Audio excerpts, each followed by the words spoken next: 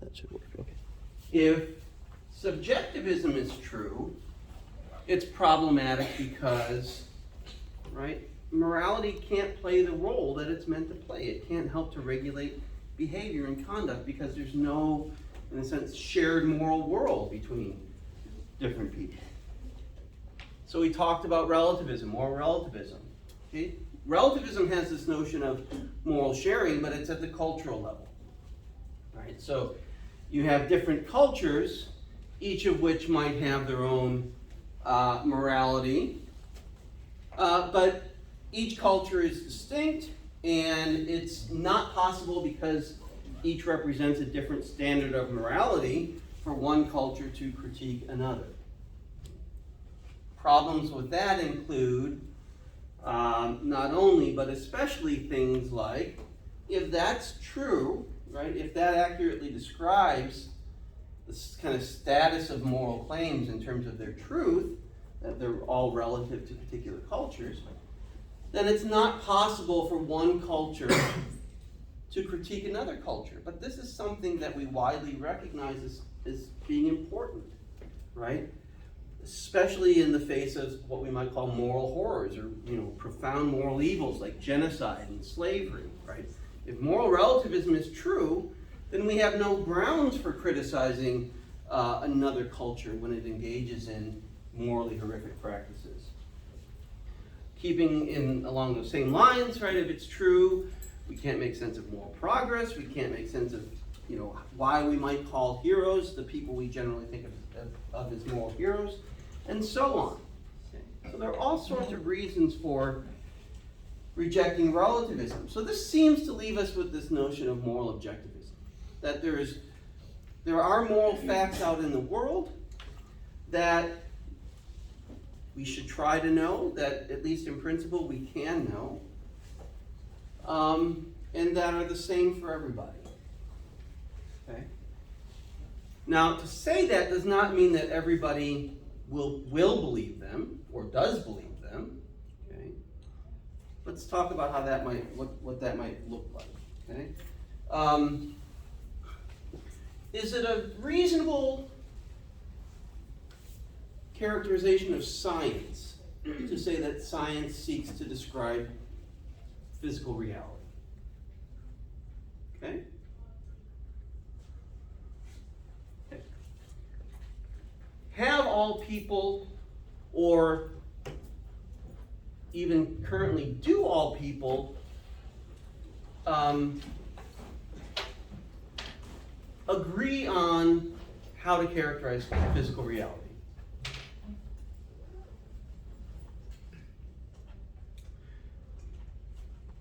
What's a cornerstone of developmental biology?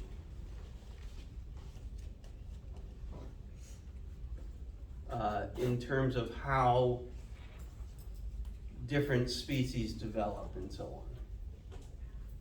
What would be a cornerstone? Okay, evolution would be a cornerstone of that? Okay. Would anybody over in the Science Center not accept evolution as something that's a truth? It'd be very rare. I don't know anybody over there who would accept it, right? Okay. Do we have good reason for thinking that evolution is a good description of how species evolved and so on? Spent the last 2 years seeing it in action. Okay. Was there a well-developed conception of that prior to Darwin?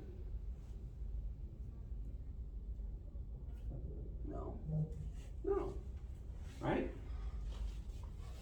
Did the fact that it wasn't a widely held belief or even a held belief at all prior to Darwin mean that evolution didn't exist then?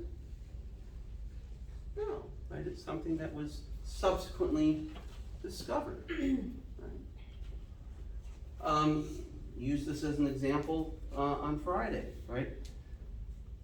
Was it commonplace for people to believe that the earth was flat at one point? Yeah. Do we now know that that's not true? Yes. Okay. Are there people who still believe it? Yeah. What are they if they believe it? Stupid. Well, I wasn't going to say stupid, but they're at least misguided or wrong. But you can say stupid if you want. Okay?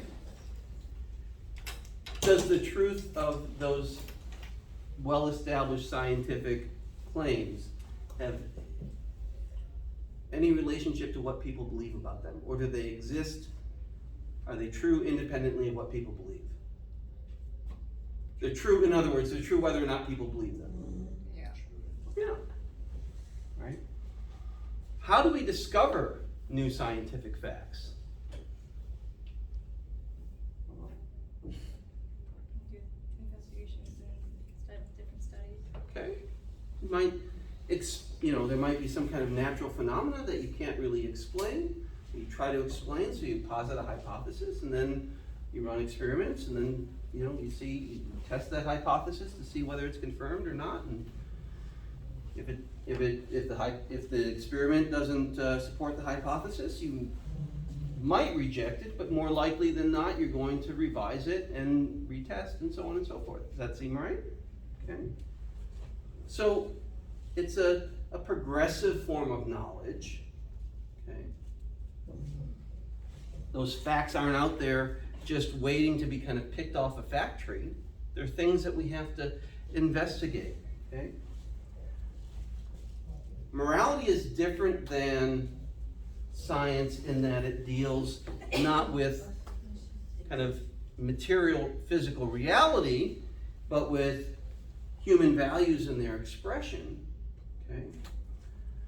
Although there may be some connections to science that we aren't going to get into in this class, in terms of, it wouldn't make sense that it's wrong to shoot somebody with a gun who's innocent and harm them if their bodies were impervious to the harm. So the fact that we're physical embodied creatures has something to do with morality. But that said, right, morality and moral argumentation progresses in somewhat the same way, right? It's through experience and observation of human behaviors, of what works and doesn't work, that we gain something like what we might call moral truth. Now, that may be something that we can never, because we're fallible, right? We talked about fallibility on Friday. Because we're fallible, we may never know for sure that we're in contact with, or that something that we think is a moral fact is in fact a moral fact. Right?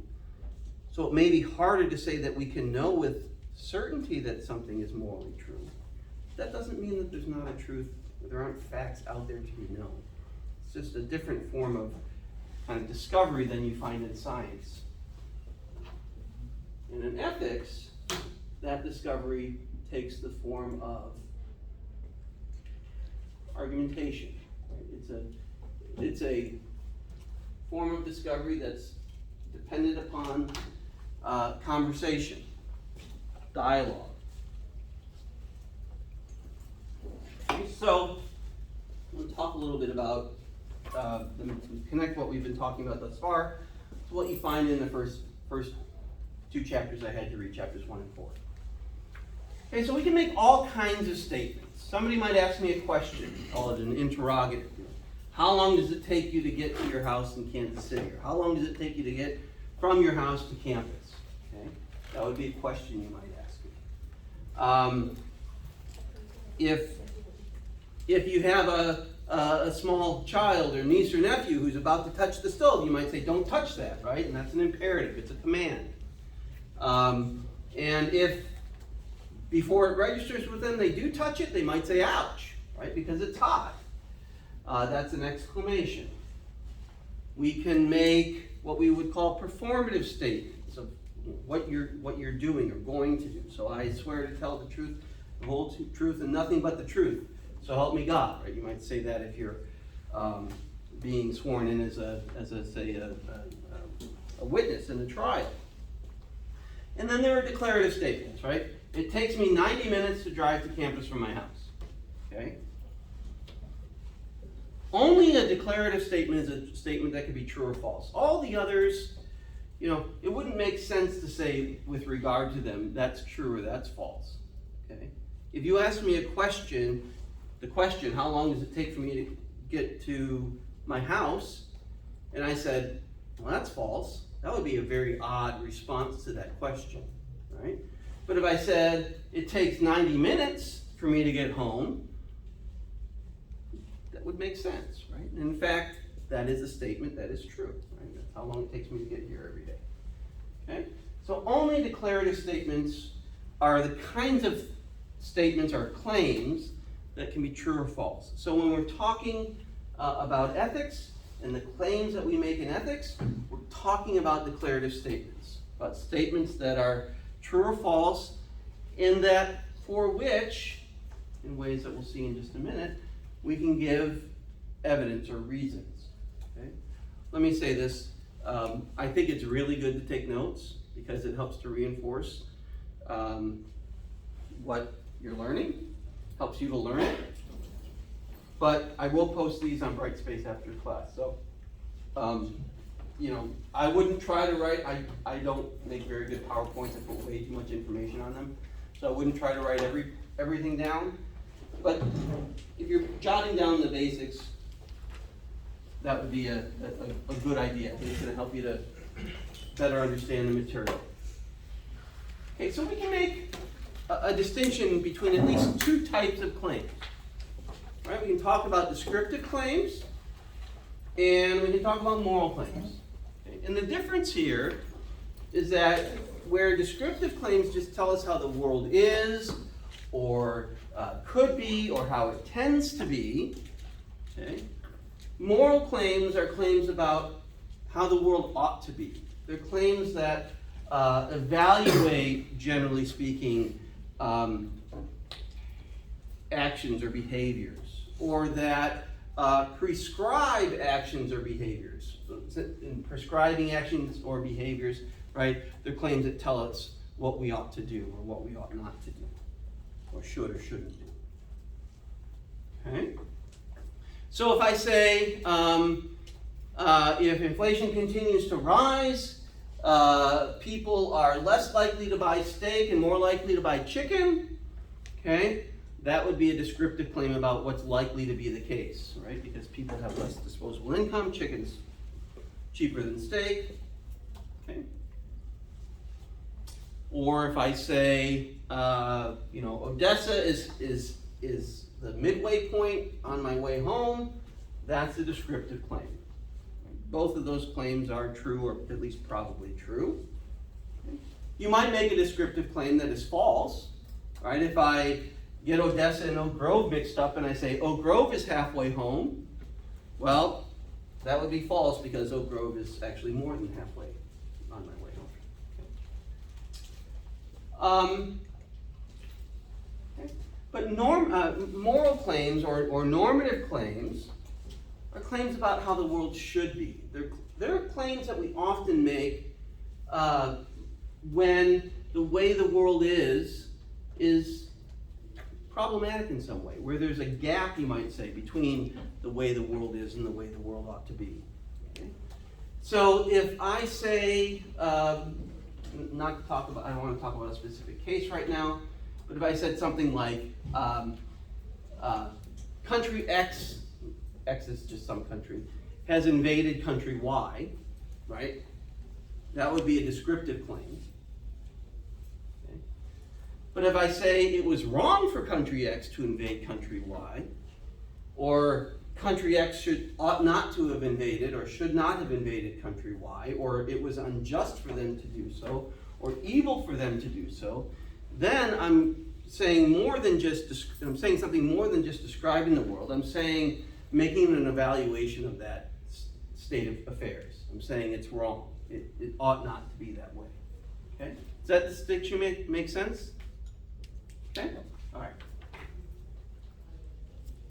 Oh, yeah. So, just to quickly review something that we talked about on, I think I talked about this on Wednesday. Right? So we might make moral claims So moral claims are just claims about how the world ought to be, that they prescribe or evaluate behaviors or character. Okay? But ethics is what we do when we look at those moral claims. Okay?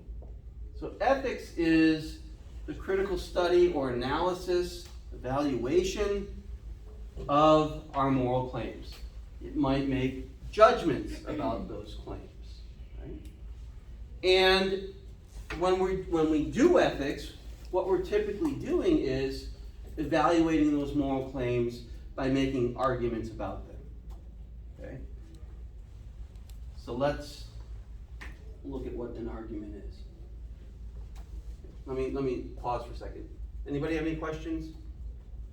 Is this making sense?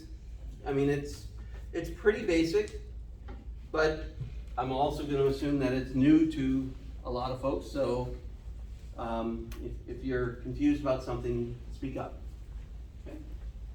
So this is a pretty formal way of putting it, but an argument is a chain of reasoning, right, in which a claim or claims, we call those premises, is given in support of or is evidence for some other claim, which we call the conclusion.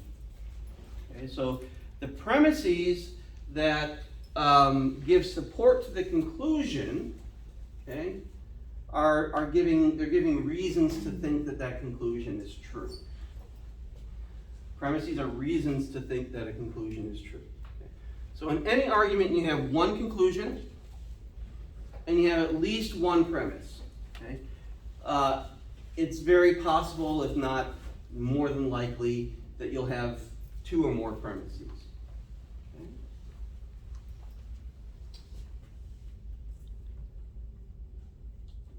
All right, so look at these 5 sentences. Each of these is just a sentence. Read through these, and among these 5, there is one moral claim and there is one argument, but there's only one of each. And I will tell you that they are not the same ones. Okay, so there's one that's an argument and then a different one that's a moral claim. So take a look at those and try to identify which is the moral claim and which is the argument. Okay, so I'll give you a second to do that.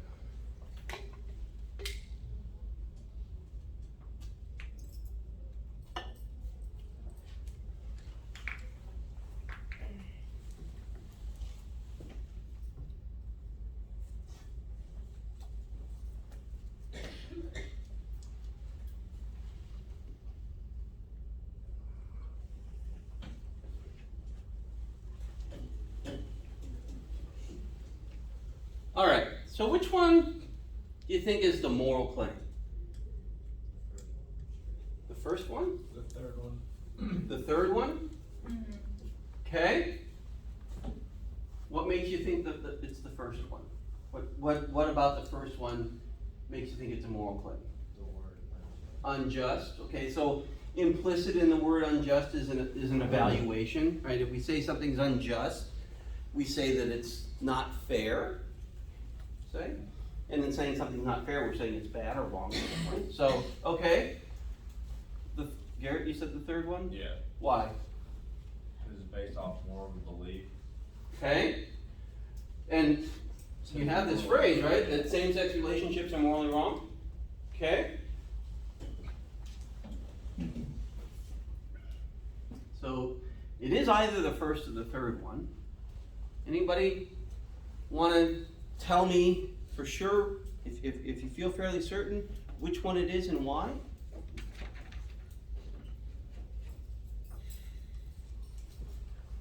Why would you say that it's not the third one?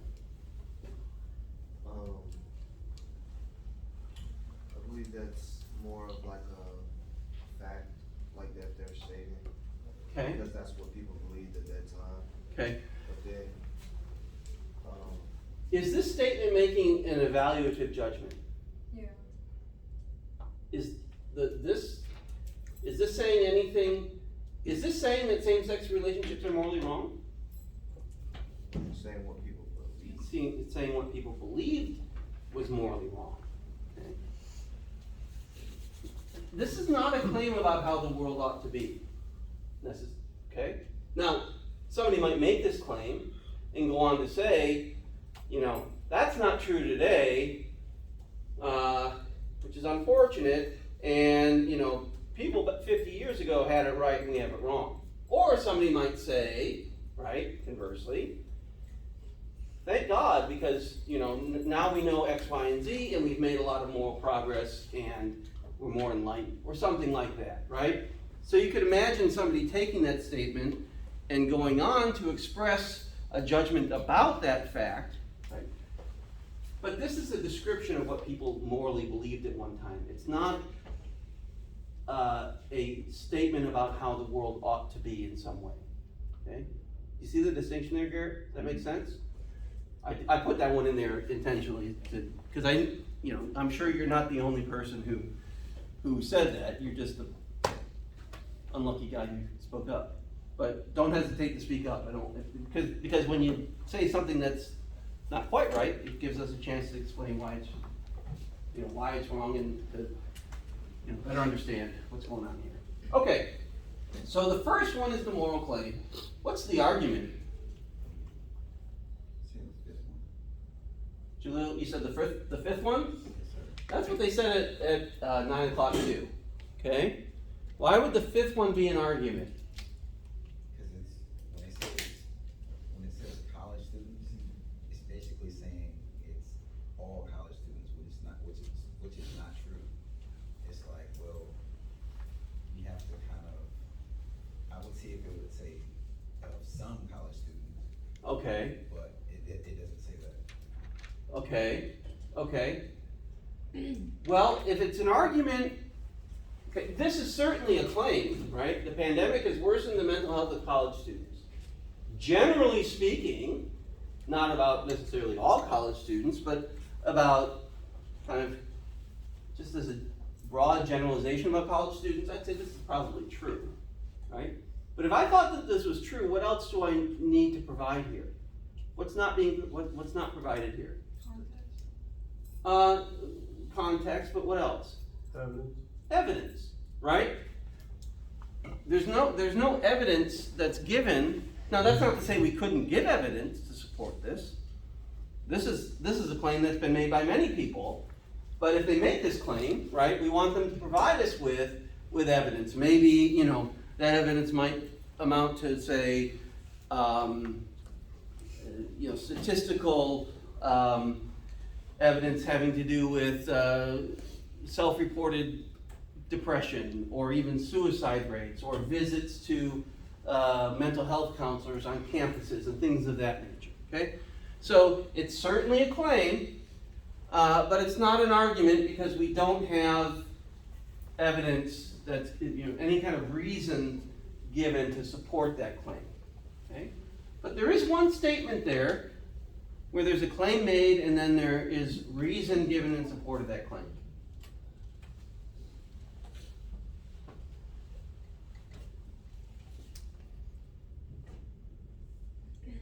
You want to guess? Me. Yeah. So we think it's the part. Yeah. Because John's out of town. Okay, you're saying this, and then so we will have to find someone. So you're doing one sentence and it's leading to another. Mm-hmm. Okay, so it is number 4. This is the argument. So what's the conclusion in this argument? What's the claim that you're making and then giving support for it? What's the main point here? John's out of town, And he needs so someone. and you try to move, so. Yeah, find somebody else. Okay, so we've got a claim that's being supported, and then we've got a claim that's doing the supported. So, is this the claim that's being supported? Or is this part of the sentence supporting this, which is the claim? So either this is the claim and this is supporting it, right? Or this is the claim and this is supporting it. Second way? Yeah. So we have to find someone else with a truck to help us move on Saturday? Yeah. That's the claim.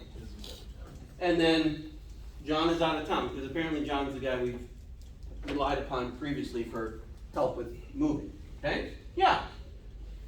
There's something here that helps to signal that too, right? So is a word that often will be used to signal a conclusion in an argument.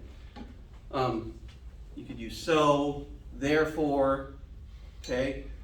You won't always see those, what we might call signifier words or phrases, but when you do see them, they're helpful. It's helpful if you recognize them because they can help you to kind of sort out what you're reading or what somebody's saying. Okay? All right.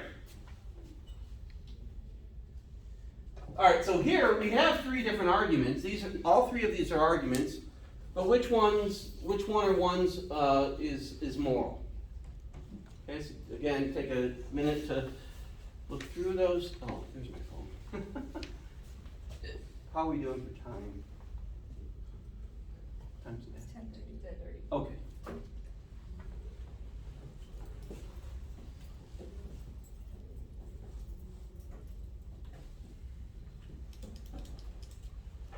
All right, so what do you think? That first one, human beings are mortal. Socrates is a human being, therefore Socrates is mortal. Moral argument? No, it's more, and just to be clear, it's like mortal. He can die. It's not moral, okay? No, just a descriptive argument. Okay, what's the conclusion there? Socrates is a mortal man. Yeah, or just Socrates is mortal. That's fine. Yeah. Okay, and then the first two sentences are each premises. Okay? The second one on capital punishment, is that a moral argument?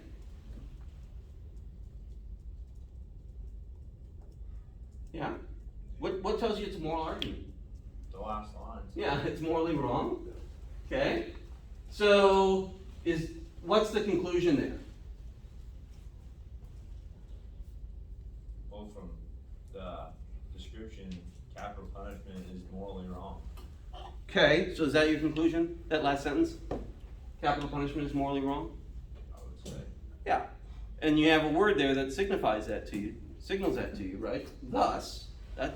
Thus is a word that you might use when you're writing a paper, right? You get to that last paragraph where you're going to put in you say thus or therefore or in conclusion, blah, blah, blah, blah, blah, right? Okay? And then we have a couple of reasons that are given to support that, right? That it does not deter crime, so it doesn't provide a social benefit. And that it tends to be administered unfairly by race and gender, so it's unfair. Okay? Now, to say that this is an argument does not mean that everybody should feel compelled to believe it, right? Are there people who are going to disagree with this? Yeah, right? And in disagreeing with it, they're going to try to take that argument and show how it's flawed in various ways. And we'll talk about that as we go along. Right? But one way you might try to register your disagreement is by saying, it's not actually administered unfairly, and you might provide support for that claim. Or you might say, its justness doesn't depend upon it providing social benefit. Social benefit has nothing to do with whether or not it's right or wrong. Okay? You might do that sort of stuff. Okay? We're not at that point yet, but that's how you might respond to an argument like this. Okay. Third one, it's moral to test cosmetics on rabbits and similar animals. If something can experience pain, it's wrong to inflict pain without very good reason. Testing cosmetics on rabbits and similar animals causes significant pain for no good reason. Okay, so what's the conclusion here? The last sentence. Okay, is that last sentence the conclusion, or is that last sentence something that provides evidence for the conclusion? It's the second sentence, right? So, Addie, you think the second sentence is the conclusion? Yeah. Or kind of. Maybe? No? I guess the first conclusion would be It is a moral to test cosmetics on rabbits. Yeah, it's the first one, right? And these next two sentences give us reason for thinking that first one might be true, right? It's wrong to inflict pain on something that can experience pain without good reason. Okay? And rabbits and similar animals are the types of things that can experience pain, that where cosmetic testing causes them pain. This is what we would call an argument from principle. We'll get there next week. But that first sentence, the second sentence would be a moral principle. The third sentence is a case that applies that moral, to which that moral principle is applied, that leads to that conclusion. Okay, so basically, the main difference between a merely descriptive argument like the one about Socrates and a moral argument is that the moral arguments have moral content. There are moral judgments made at some point, and a moral conclusion follows from those judgments, right? So at some point in the premise or premises, moral content is introduced that then leads to a moral claim in the conclusion. Okay? Whereas descriptive arguments have no moral content. Socrates is a man, all men are mortal, therefore Socrates is mortal. There's nothing there that is overtly moral in content. Okay? Oops. Start this over. Okay, so typically when philosophers read philosophy, write philosophy, evaluate arguments made by other folks, they'll try to simplify the arguments that are made by putting them in what's called standard form. Okay? So this is a kind of a method of simplification to gain clarity about the argument. This is something that I think, especially when you're reading argumentative writing, is helpful. Not just in a philosophical context, but in almost any academic context. So when you take classes in which you're reading somebody making an argument, right? This is a helpful way, I think, to analyze and understand and to check your understanding of arguments. Okay? So we put an argument in standard form when each premise is given a line, each distinct premise has its own line, followed by the conclusion. So it's not always the case, right? When somebody writes an argument, that the conclusion is at the end, right? The conclusion might be the very first sentence, like in the one about animal testing, or it might be embedded somewhere in the middle. Okay? So this is in many cases, you're going to be rearranging the text to articulate it more clearly. So if you have a two-premise argument, you have premise 1, premise 2, and then you'll have the conclusion. A lot of times you'll just say, thus or therefore or something like that. Okay? That's what it's going to. We'll look at some of these. So that's what the kind of form that it's going to take. Okay, so this is an argument. This is an argument relating to moral relativism, which we've already talked about. So some people claim that we should never judge the morality of practices from other cultures. This is plainly false. If it were so, then it would be wrong to condemn genocide when it is practiced by another culture. Condemning genocide is not only morally permissible, but morally required. It follows that it is not always wrong to condemn the practices of other cultures. All right. So if we want to put this argument into standard form, where do you think we should begin? What's the first thing you should try to identify, do you think? Find the conclusion. Find the conclusion. Now, if you're just kind of confused about the argument, maybe you've read it and you're like, I'm not really sure what's going on here. What's a question you might ask yourself? You might ask yourself, what is this argument about? Okay. I'm not really sure, what part is what yet, but what's it about? What's going on here? Okay. So if we articulated a question that this is a kind of response to, what would the question be? Well, it might be something like, is it always wrong to condemn the practices of other cultures? Okay, does that make sense?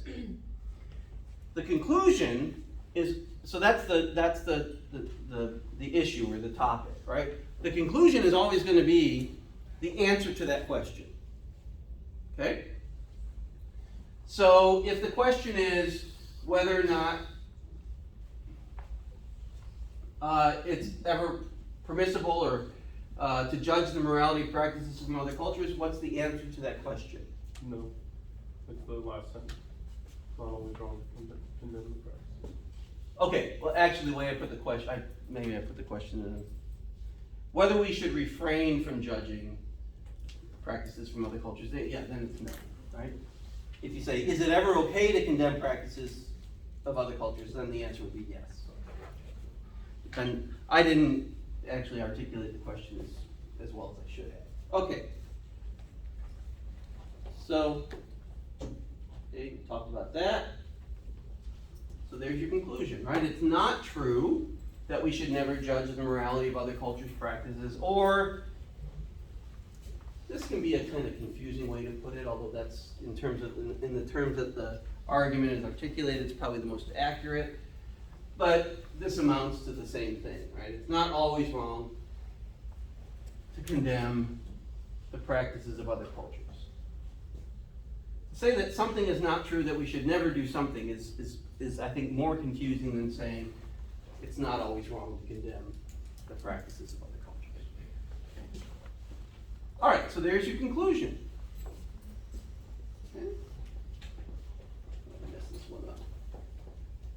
And then we have to identify the premises. Okay, so what are the considerations that the author uses? Okay, well,